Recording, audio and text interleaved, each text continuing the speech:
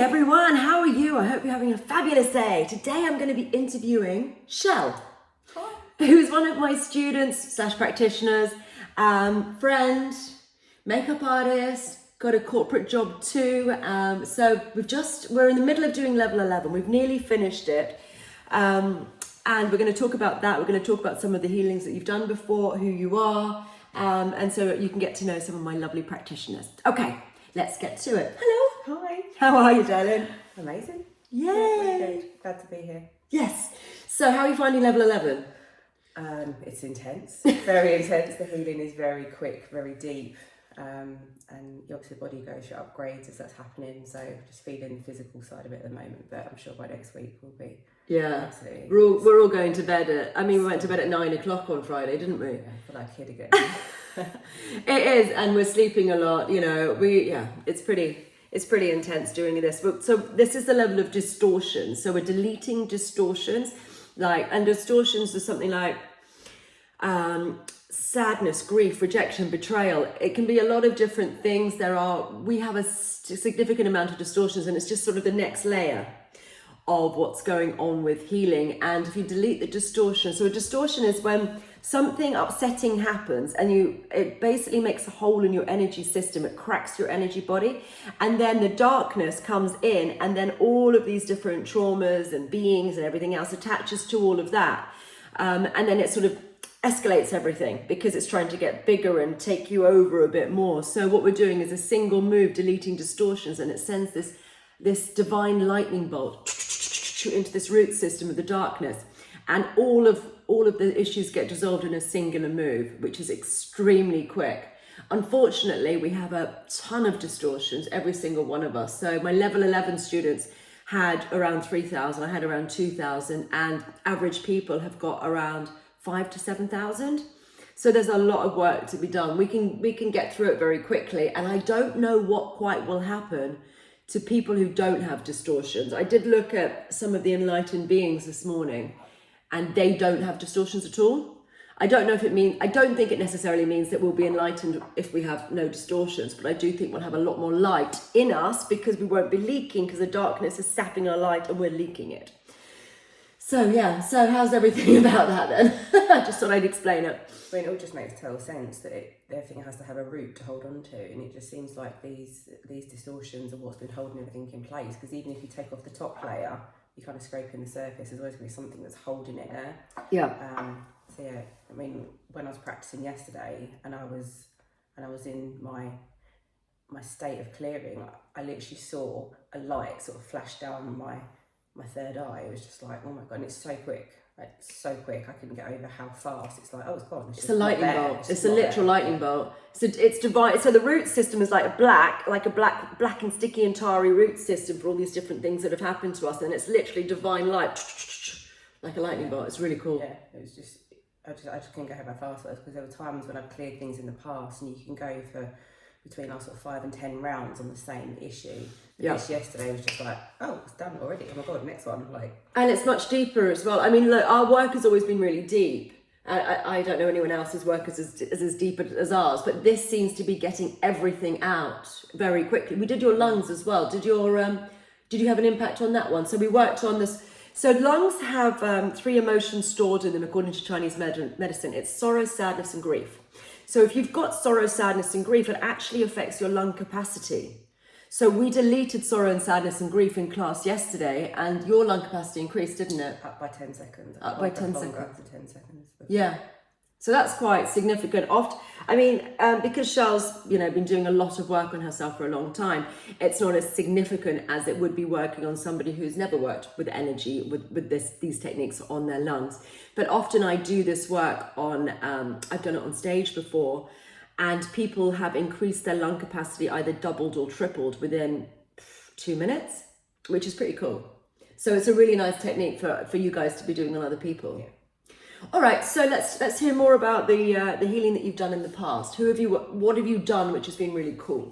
So since I've been doing DE, I have worked on a number of friends and family, but there are 2 very significant cases that stand out to me. One of them was a friend who had a miscarriage, and she was just suffering for months and putting it out on social media of how much she was struggling. And I just there is a real sense of responsibility. You think, well, if I reach out to help, then there is the expectation that you're just going to fix it. But I was like, no, this just feels the right thing to do. Reached out and said I'm happy to try and help. Went round and cleared the whole trauma of the miscarriage within about 15 minutes. And this was back when I was doing level 3, I think. So Oh, it was wow. quite. It's a long time ago. It feels like level ages 11 ago. now. I know, and a lot of improvements since then, yeah. Yeah, and she just kind of sat and was like, oh, it's just not there. It's just gone. And when I've sort of spoken about it with her in the past and other people, she's been there with me and she's outright said, I have not cried since about it. I haven't been upset about it, because that's the thing, that the issue, the trauma, whatever it relates to, the event will still be there, present in your memory, but the pain associated, it feels with that empty. It's neutral. It's just a peace. It's just like history. It's without any it's charge like, okay, to it. yeah, that happened and it's done. That's what she said. She couldn't get over how I just haven't cried anymore. She's able to move on. She had another child since, so it's all been really amazing.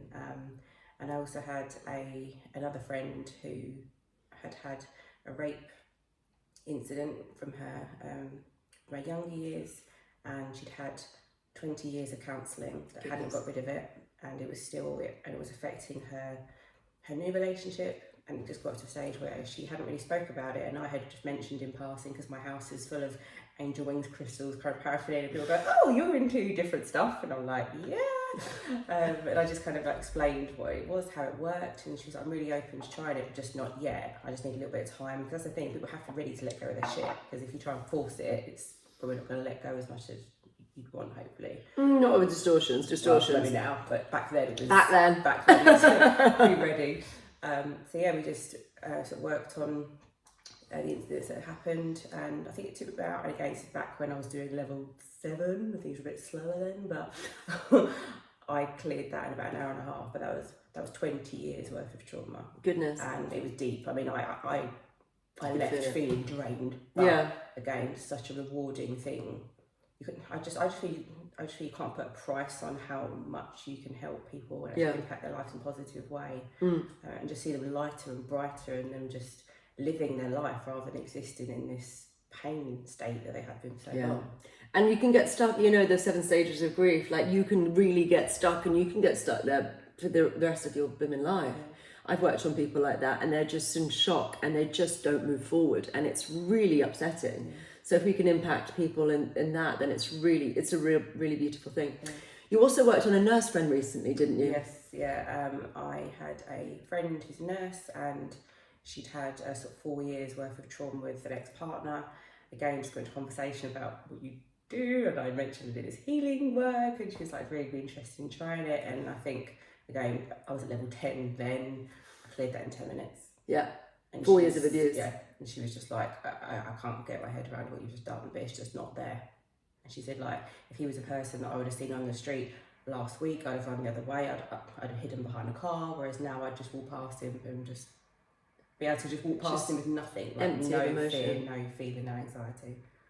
See, that's life-changing, really, because we're living in a state of fear from like awful situations that we've had in our past. So if you can actually feel neutral about things, you're liberated. Absolutely.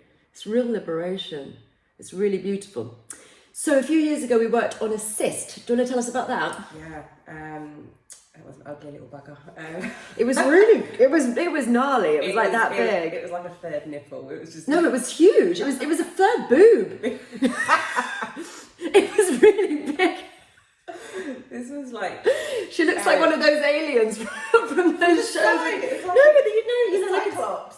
No, in Star Wars, they've got like these three boobed aliens. You were one of those with an extra boob in the middle. Oh god, it's so disgusting. In Star Wars.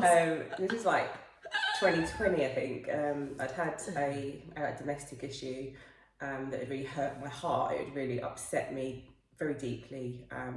Within a couple of days, I had a cyst appear on my chest here, like very prominent position, and it just kind of grew and grew. And actually, within a couple of days, this thing had its own heartbeat. Like, it was huge, red, angry, and it was just like, oh my actual god, how am I going to get rid of this thing? I went to see a dermatologist who tried to lance it. I had the biggest needle I've ever seen. trying to lance it to get out whatever it was, and nothing would come out. This thing was like a golf ball. It was hard, wasn't it? It was hard, it was hot, it was pulsing, it was just awful. And in the end, I phoned you, oh my God, I've got this thing on my chest. And then when we look back at the emotion, the incident, who it happened with, we were able to target that actually a cyst over the chest relates to heartbreak. So we targeted the person, the incident, the event, the feelings. I'd say within like 3 days, it had ruptured by itself without any So I don't think rupturing is the right word to use. So rupturing implies that it's like exploded. But what actually happened, it softened and leaked as opposed to rupture. Rupture's a medical term, and rupture is actually a dangerous thing, and it's painful, and it's when it's popped sort of by itself. This was solid to a liquid. It was very hard, and it liquefied and softened, and then it pussed out. Then it's sort of like, it just pussed out. It didn't rupture. I wouldn't use as the right term, because a rupture is actually quite dangerous and it's very painful. So like, it's not that. It softened and started pussing. Sorry, I know it's gross. It was gross. It was disgusting all the time. But that was a real kind of like, okay, so I've been to see actually sort of 2 other medical professionals that they couldn't. The interesting thing is they couldn't get anything out of it because it was actually solidified. Yeah. And having worked, so if people are familiar with my work, I have this idea about solid liquid gas, and it's about compressed emotion. So if you get fixated and stuck in a certain way of thinking, then actually it becomes denser and denser and denser, and diseases, frozen trauma. So what had happened is she got stuck in this mind loop, and then that, what you're thinking about depends where it goes on your body. And so she obviously had it around her heart because it was to do with heart, and she got stuck thinking about this thing, and more of those thoughts compressed and compressed and compressed and compressed. And so it went to, from initially just around her an emotion to then going into a specific location as a cyst, and then more and more of the thoughts, because as the space is finite, more and more gas going into finite space will become a liquid as it slows and cools, and become a solid as it slows and cools. So what had happened was that. So it was hard because it had compressed thought. So what happened was, because we deleted and dissolved and removed the compressed thoughts, it started to then it started to liquefy initially. So it's different stages. So basically it goes from a solid, which is rock hard, and then it starts to liquefy and then spread. And then we're also shrinking simultaneously because the matter's coming out. So it's loosening and coming out simultaneously. So it was shrinking and liquefying simultaneously. And then it got to the stage when it was really like liquefied again. And then it just started, ready to come out. Yeah. Then it came out and it was a mess and yucky. But it came out, and then it was able to be. You just didn't need to have it lanced because she couldn't lance it because it was too hard, because it was too much compressed thought. So then it just started to heal by itself, and actually, the pus came out and it was on its way. Yeah. So that's really interesting as a case study as well, because it's really nice when things have gone through doctors. And doctors have said, they've tried their best and they've not been able to help, and then they use a little bit of magic, and then suddenly it heals by itself. It's some antibiotics, and it's like, I don't want to, But it was gnarly. Yeah. So, what else would you like to talk about? Anything about you? So, let's talk about who you are and what you do. So, she is a wizard, clearly, but you also have another 2 jobs. I do. I am a flexible benefits IT consultant, which is such a mouthful in itself, and I won't even try to explain that to you. She tries to tell me, and it just goes straight over my head. I'll bore you senseless if I try to explain it, but I work with. She's a corporate job. Large corporate clients, basically. So I do that 4 days a week, which is my kind of analytical project manager, consulting head, and then I'm also a makeup artist. I have my own business where I work on brides, proms, events, races, that kind of thing. I worked at Charlotte Tilbury for 2 years, which is incredible, and now I have my own business where I do that on the side. But you also do a bit of a side hustle on top of your side hustle, because you end up healing brides, don't you? Yeah. So obviously, where you get very close to brides and you become part of their life essentially for 6 months, you then find out more about each other. And they're nervous on their wedding day also, you know. Yeah. I have had to do like a couple of healings actually on the day where brides have been overwhelmed and are literally like going to cry their makeup off. We're like, hold up, let's just fix that. So it's been extremely rewarding. I'm also a qualified waxer as well. Are you? Very put that out there. I just don't get time to do it. You're so busy. Yeah, I'm busy, but busy with a very happy, healthy life. I have 4 cats. I'm a crazy cat lady. And yeah, I don't have much time for else apart from yoga and Pilates, and You're a bit of a gym bunny. yeah, love health and fitness and love helping and healing people. So that's what I'm here to do. I know I wasn't meant to be a mother in this life. I always knew that I was meant to do something else, but I didn't yet mother a cat. But I feel like I've really found my purpose and calling now, because I think there is such a lot of social pressure on women to be the career woman, the mum, to be everything. And I got to a stage in my life I was like, I'm not comfortable being that, and I'm not going to have a child just to fit someone else's norm and to tick a box on someone else's list and to not meet other people's expectations. I just had this real stubborn like, no, I'm not going to do it because I know I'm here for something else. And it was only when I went on my healing journey that I started to heal myself and find that I had the ability to heal others. It's like, oh God, pennies dropped. That's what I'm here for, is to help people. So that's beautiful. Yeah. So how has divine empowerment changed your life? Ruined my life. Ruined your life. No, it hasn't. It's enhanced my life beyond words, really. I mean, I think I found you through reading a Sunday magazine. There was a story about how you'd helped heal Lucy's ear. And I was at a point in my healing journey where I tried multiple things and I was still stuck in this loop of body dysmorphia and not liking how I looked, despite having lost an immense amount of weight and done a lot of work on my health. I just still was in this loop of looking in the mirror and hating what I saw. Very common. So I came to you for some help with that. And yeah, it just kind of opened up well, you can do this too. I do a lot. Come and join the gang. So yeah, that was nearly 3 years ago. So it's been a wild ride. It's been a wild ride, and we've got such a lovely community. Yeah, everyone's so loving and welcoming, and everyone will just drop anything to help anyone. So as well as healing our sort of clients, we will help heal each other, because obviously we are healers, but there are still times where you get stuck in your own shit and you do sometimes need a bit of help outside. So we do have our own healing groups where we reach out, and again, people will just drop anything to help each other, because it's all for the greater cause, the greater good. So and the people who are in divine empowerment are really in it for the right reasons. Totally. It's no egos, there are no getting up to the highest levels quicker because I'm better than you. It's just a case of everyone wants to get to the highest level as quickly as possible because they get more magic and they get more superpowers, and everybody wants a superpower. However, it's not for ego. No, it's for play. And to be able to help more people, it's for the right reasons. And some people do it very, very quickly. Like we've got 2 newer students, Janie and Alicia, who have only joined Divine Empowerment last summer after I did the Mark Outward interview in the summer, I think it was the end of summer, and they're already a level 11, and it's January now, so they've done it in 6 months or less. I think sometimes it's like they're just comes into your life when it's needed, and it definitely came into my life when I felt I needed it. And I think obviously humanity is on a bit of a wake up call at the moment with everything that's going on in the world, and this is a time where I think it's coming into people's lives and they're like, oh my God, I've been looking for this my whole life. And it's, as most people say that most people say this is what I've been looking for my entire life. That is something which all my students pretty much say, to be honest, because it's just so much easier.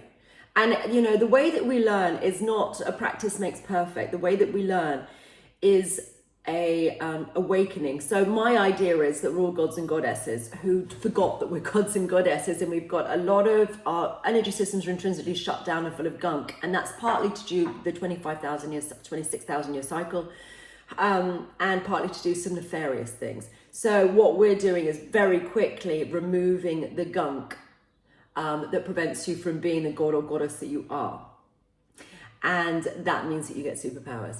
And people have known this their entire lives. They felt it their entire lives, but they've never had an ability to be able to do it. So this is what divine empowerment is waking up your abilities. And then and also, the thing about you saying no ego, we do a lot of work on all of our stuff, all of our emotions. So it's quite difficult. You wouldn't really be able to get to level 11 with a massive ego, because you've done the work to get to level 11, and then you just become more about service to others than service to self, and ego is very service to self, and it's fun and it's playful and it's easy and it's joyful, Yeah, I love it. Anything else? I mean, I could talk for hours about it, but I know. Go on, talk for hours. We've got a bit more time. Go I ahead. suppose it's, you know, to get to level 11, like you were saying, you do have to clear all of your own crap first. Like you can't come into this level or work your way up still having baggage from the past and still having issues with people in the past. And certainly what I've done is I had quite a few large issues in my life that even though I felt I dealt with it, I hadn't really. I just put it in a box and forgot about it. My brain, but that filing away of stuff, which is what people do and think they've dealt with it, they're just filing it and it's creating more and more trauma. It's not going anywhere. So, you know, what was it? I've quoted Einstein in my book. It's like energy isn't created or destroys, it just changes form. I'm sure that's exactly right. But that's what it means, and that's what happens. So unless you're moving it or doing something with it, you have to do, you know, energy has matter, thoughts have matter. And if you are fixated on something, it's doing something and it's going somewhere. And it's really important to be aware of that. Like, it goes somewhere and it will cause you to have a dis-ease, a lack of ease. So it's vital that you deal with your shit, or you will become unwell. I'm sorry, that's it really is. And that's what it is. It manifests in obviously different ways with people. You can hold on to weight, for example, because you're holding sort of pounds of pain, essentially. I've had pounds of pain. That's a good one. I've had quite a profound sort of change in my life recently, where I've ended my relationship of 22 years. Now, my husband is one of the nicest, kindest people you could ever meet in your life. He's lovely. It got to a stage in our relationship where we were just very different people, and I think there is a real sense out in society where if you're married, it's a duty, you've got to stay with that person till death do you part. But I have a number of friends with parents that are still married, and you see them together and you're like, you hate each other, you clearly despise each other. Even then breathing annoys you. Like, why are you together? And it's just that familiarity. Fear. It's fear. It's all down to fear. I mean, my actual theory is that in life you only live out of love or joy. Love or fear. And you know, when you go down the love path, it's beautiful, wonderful. Don't get me wrong. There are things on the way that would trip you up and make you low. When you go down the fear, it can totally just trap you. Yeah. And I think there are so many people, I'm not saying everyone got into a relationship now, but it's like cases, there are so many people in relationships trapped out of fear, trapped out of money, trapped out of the house and the holiday and the car and the kids. And again, I came from a family who were probably married longer than they should have done. My parents again argued from the, I have amazing parents, but again, they were together much longer than they should have been, and they stayed because of the social pressure, the house, the keeping up with the Joneses situation. And it got to a stage as a child, I was like, I'd have rather lived in a 2-bedroom flat than have to witness and hear the things I had to witness as a child, because they were trying to stay together For the sake of the children, which is destructive. For the sake of not being divorced at a young age, that me and my brother had to see and hear things that kids shouldn't have to see, that traumatised us, that led us to have issues later in life. Yeah, because it's you know, the thing is, there's a dark side of the law of attraction, which is very important to know. So if you've had certain situations happen to you in childhood, they are still within your energy field. So for example, infidelity. So unless you've cleared that from your field, you're ordering it from the universe, because like attracts like. So if it's in your field, the universe thinks that you want more of it. So it's really important to go through all of the horrible things that have happened to you and to neutralize them. Then you stop attracting things that you don't want. That's one of the major underpinnings that we have in Divine Empowerment. You learn how to dissolve themes, which are grief, rejection, betrayal, all of those things on level 3. But, you know, having done that, you stop attracting all these difficult situations and styles of abuse. So it's really important to either have a spring clean with some of the practitioners, or to do, you know, or to go and do the courses, I think, to have a happier life and to stop attracting things that you don't want. Because that's what happens, is we're ordering things we don't want, and we're wondering why on earth this thing keeps happening to us, and that's why it is. So I think sometimes karma is confused with the law of attraction. So, you know, you need to, and if you don't want to have a session with us, you just need to come to absolute peace with whatever happened to you. absolute peace with it. And if you can think about it and just not be rattled by it at all, and allow yourself to fall into it and really think about it, if you can really think about it and be totally chilled out with it, you will no longer be attracting it. But if you need a little helping hand, book in with Shel, book in with some of the other practitioners, me, or come and do the courses yourself. Go on, back to you. Yeah, I think just circle back on the whole relationship ending. I mean, at the time, I think I sat with it for probably about 2.5 years thinking, I know this needs to end, but I don't know how. I don't know how, I don't know the words, I don't know how it's going to go down. Am I going to be hated, judged? Do I want to be divorced at 38? Like, it was just, and again, I kept looking at my husband thinking, like, he is such a lovely person. He's kind, he's giving, he's loving, he's put up with a lot of my shit over the last 20 years that other guys might have gone and kind of off your pop, run away, because that's just way too hard to deal with. But I got to a stage of actually sort of feeling indebted, and that's where I talk about the whole being trapped by duty, being trapped by, am I going to be seen as a bad person? Is everyone going to hate me? Am I going to get sort of done out of money? It's just that I had to work through that fear and go, well, it is just false evidence appearing real. I don't know any of that. False evidence appearing real, an acronym, fear. Fear. And I just had to look at it and go, I don't know any of this, but if I act out of care, if I act from a place of love, if I'm kind, and again, I always have the whole putting it out to the universe and asking, I asked the universe for an amicable, supportive, loving, kind split. Uncoupling. Yeah. Conscious uncoupling. I don't sound like Gwyneth, but like really, it kind of is. It really was. She was really, right. It really was like that, and I have to sort of say thank you to Bill for giving me the most peaceful, loving exit. And we are friends. We will always be friends. I've got Beautiful. nothing but love for him. I really do. But I just want to. His cat's sitting right now. Yeah, he's looking after the cat. But it's a case of you don't have to go through a painful split if you approach it with love and wanting the best for each other. Integrity, that's such a good word, yeah. But since the split, I've now got my own place. I've lost over 2.5 stone in weight, and as much as that's changed, I've changed my lifestyle from whatever I was eating before, just crap and sugar and alcohol, to more of a keto-based lifestyle. But because I've got rid of all my guilt, I honestly believe I was carrying around so much guilt and worry and fear that it was making me hold on to excess weight, and I was also making, and it's protection as well. Yeah, it's weight can often be just feeling like you're exposed and feeling uncomfortable, and it's almost like armor that you put on to make yourself feel safer. That's one of the reasons for excess weight. Yeah. So right now it's a whole new, I don't want to say Chanchi's a whole new world, but it really is, because I'm literally starting out at 40 with this whole new world, but with all these healing powers to help myself, but also help other people. So beautiful. Yeah. Okay. You're welcome, babes. Okay, anything you want to say as we close?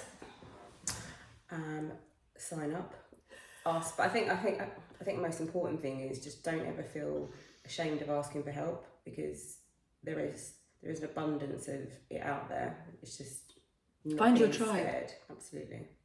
And there are a whole tribe of us here waiting to help you.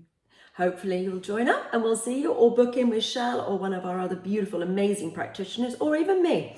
See you later, alligators. Thank you, everybody.